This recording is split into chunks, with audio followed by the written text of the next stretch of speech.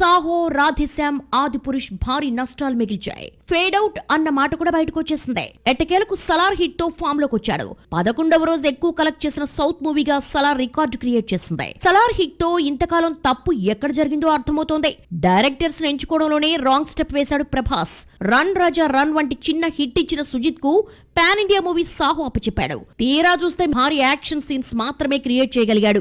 ఓమ్రావు చేతిలో మైథలాజికల్ మూవీని పెట్టి అబాస్ పాలయ్యాడు ప్రభాస్. కేజీఎఫ్ 2 తో యాక్షన్ మేకర్ గా పేరు తెచ్చుకున్న ప్రశాంత్ నీల్ చేతిలో పడితే కానీ ఈ కటౌట్ కు న్యాయం జరగలేదు. అప్కమింగ్ డైరెక్టర్స్ లిస్టు చూస్తుంటే ప్రభాస్ లైన్ లో పడ్డట్టే అన్న భరోసాతో ఉన్నారు అభిమానులు.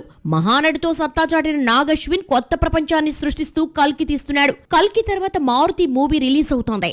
ఆ తర్వాత ఫస్ట్ టైం ప్రభాస్ తో కాకి డ్రెస్ వేయించి పవర్ఫుల్ పోలీస్ ఆఫీసర్ గా చూపించనున్నాడు సందీప్. సీతారామం హిట్ తర్వాత హను రాఘవపూడికి యాక్షన్ మూవీ చేసే ఛాన్స్ ఇచ్చేశాడు ప్రభాస్.